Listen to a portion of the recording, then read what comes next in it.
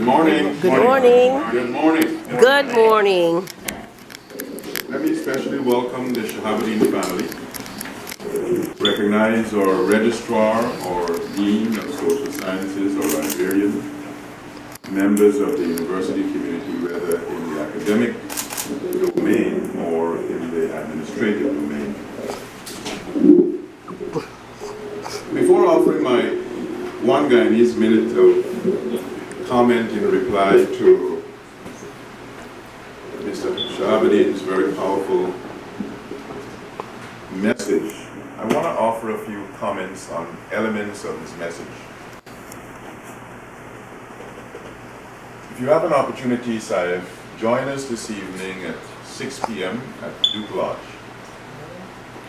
We'll be having there at Duke Lodge the 5th edition of something we call Conversations on Law and Society. And the Conversation on Law and Society series started with a focus on a gentleman who you referred to. We started that series last, I think it was November, with a wonderful treatment on J.O.F. Haynes. The result of that research leading to that conversation, research and presentation of the conversation by another distinguished Guyanese jurist now in Belize, Justice Courtney Abell. That work will be published later on by the recently established University of Guyana Press. But you also referred to a gentleman who was instrumental in having the operationalization of Dr. Chetty Jagan's idea, Professor Harold Drayton. We celebrated and commemorated his work a few months ago in the first solemn assembly of the University of Guyana. And if all goes well, we'll be renaming a certain edifice in his honor later this year. But it has not been lost on us that in our 55-year journey, we have got much for which to be thankful. We have much for which to regret as a university, as an education sector. But all of those do not gainsay recognition of who have been at the forefront, at the foundation. And so as part of a series we inaugurated in March of this year, a series that will look at the lives and livelihoods of our national leaders. We celebrated the birth centennial of Dr. Chetty Jagan, and it was not only a celebration at the university. The committee for that celebration was led by our own registrar, a distinguished historian in his own right. And it was a reflection opportunity that allowed us to showcase his work and then take his works across parts of Guyana. That is a model that we'll be embracing for other national leaders, the second of which will be a focus on President Forbes Burnham, after which we'll focus on President Arthur Chung, and we'll take it from step to step. But let me move quickly to my 1 minute of acceptance remarks. Perhaps the registrar and maybe dean of social sciences may be the only people who have heard me say what I'm about to say, maybe more than once. And I said it at the third Conversation Law and Society where we had our own distinguished jurist in resident and also an alum of this university, Chancellor Carl Singh, who delivered a splendid analysis on fundamental rights. And in my opening remarks at that conversation, I think it was the third conversation, I referred to having had an opportunity, just having returned from India, where the first of the 5 university vice chancellors with whom I met was a great admirer of a person who you also know well, your father. And the Vice Chancellor University of Delhi. He's a distinguished Jewish lawyer. He and I were sharing elements, I shared with him elements of what I shared at that conversation, Law and Society. And the fact that Muhammad Shahabuddin was my intellectual hero. My journey into the university was to become the next Muhammad Shahabuddin. I'd said it publicly in New York, where I'd served for a number of decades. And I have the distinction of not only being the first graduate of the University of Guyana to graduate with distinction in political science, but because I had done so well, I was exempted from the first year of the UE Law program, and I started my second year of UE Law at UG. And one of the points I made at that conversation, number 3, is that any one of our law students who graduates without reading Muhammad Shahabuddin's 1978 book on the constitutional history of Guyana, I want to see that degree before you graduate, because you may not be entitled to it. You should not be a graduate of this university without reading Muhammad Shahabuddin's 1973 book on the legal system, his 1978 tome on the constitutional history. And I made a point there, which I'll make here.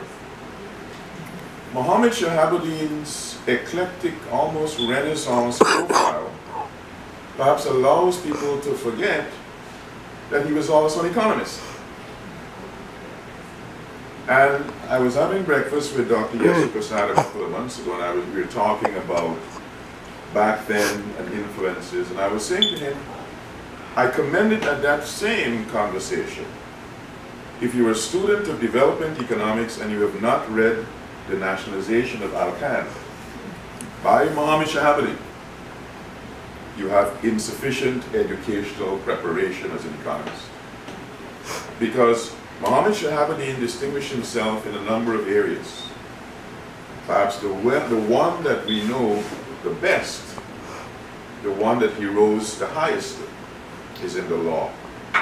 But he was a scholar par excellence, he was erudite, spoke several languages, operated in a cultural context where, having begun in humble origins and having risen to those heights, reflects the reality of the saying that it is not where you began that matters so much, it is where you end. It is a journey along the route from beginning to ending. It is that dash between birth date and date of demise that really allows one to testify to the value of your contribution. I say all of that to say, ladies and gentlemen, that this is a special moment for me in a personal way.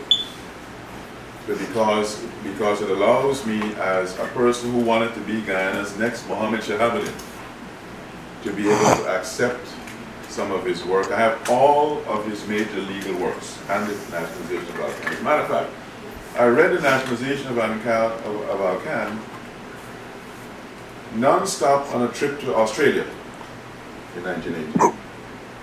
Fascinating study showing some of the challenges of a young Guyana trying to manage its global economics with an industry where it thought that by nationalizing it, you're controlling it, but he curiously and hopelessly showed in that state, in that book, that you may nationalize it, but if you don't control the world market price of bauxite, you're in trouble.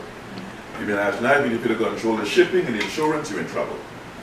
I am delighted to accept the contribution of the Shahabuddin family, the contribution of Mr. Saif and his family, and I look forward to our establishing, if we don't already have librarian, we must have the Shahabuddin collection displayed appropriately. So the identity of the givers, the donors, not only are reflected in who knows that the book comes if you take the book or borrow the book, but an identity that can be displayed for even people who may not be interested in the law or the French or the literature or the economics areas that Dr. Muhammad Shahabuddin and his family, Saif Shahabuddin and others, have made contributions in. So I'm delighted on behalf of the university to accept the donation. I also want to thank you for the splendid ideas of how we might institutionalize for for the contributions. You know, perhaps, that on June the 1st, we launched the University of Guyana Alumni Association. It is an important part of the journey to institutionalize giving, philanthropy, contact with alumni. We'll be launching other chapters of the association in Toronto on the 19th of July. We'll be launching a chapter in London on the 28th or 29th of July. There'll be one in New York, launched on August 18, I think. But creating the infrastructure for those gifts is part of the Herculean challenge that we're managing, not only within the university, but in the context of what Guyana's banking system and allied systems are all about. So thank you for those suggestions. We will pass them on to the Deputy Vice Chancellor for Philanthropy, Alumni, and Civic Engagement, Professor Loma Mohammed. I thought someone from her shop would have been here, but it's a wonderful way of enabling the connectivity that needs to be there on a sustained basis so that graduates like yourself and others, and the project Renaissance that I'm pleased to be spearheading is a project in which we're reaching out not only to graduates, not only to Guyanese. We have a chapter of a group called Alumni and Friends of UG, established last year in New York and New Jersey.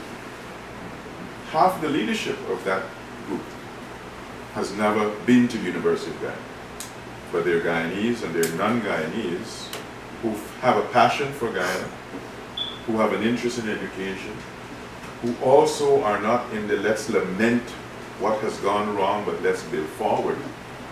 And we're reaching out to Guyanese and non-Guyanese. I'll tell you, when I was president of a university in Georgia, in the United States, the bishop from my parish, Episcopalian, when he heard I'm Guyanese, he made an appointment to come see me. He said, Mr. President, my best professor at Boston College was Guyanese. I want to help you in any way that I can. I said, Bishop, I need not only prayers, but you know the Bible says prayers without good works. So I would commend to us that as we think of the passion of giving, we're not limiting the outreach to only alums, we're not limiting the outreach to only Guyanese, we're connecting with anyone who wants to support what we do in the university. And please to accept this on behalf of the university.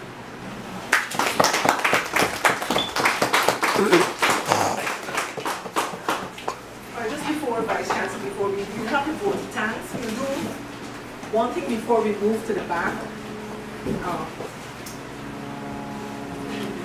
I just want to elaborate on what the Vice Chancellor said. Much to be thankful for, much to regret, and for us much to hope for. I believe that once there is life, there is hope. And Saib, I was thinking about it. We have, the library has some donors who we really call friends and who are special to us. We're one. And so I will endeavor to have a board of our very special donors put up as soon as our library is refurbished. The Vice Chancellor is presently engaged in trying to refurbish our library, and we will try to do that as quickly as possible. So let us move now to the vote of thanks, and we'll ask Ms. Sharifa Mohammed, Ms. Kezia Bacchus, our assistant librarian, to give the vote of thanks before we move to the handing over. Good morning. All protocols observed. I am Kezia Bacchus, Assistant Librarian, University of Guyana. On behalf of the University of Guyana, the library would like to extend gratitude to Mr. Shahid Shahabuddin for this generous donation. It's donations like these that goes a long way in augmenting the library's collection. To the staff members of the Technical Service Division of the library who assisted in organizing this handing over ceremony, we thank you. Thank you for doing such an awesome job. The other staff members who have assisted, thank you also. And thank you to everyone who have taken time off out of your schedule to attend. Thank you, thank you, thank you. All right, so in the interest of time, we move quickly to the cameras could move to the back.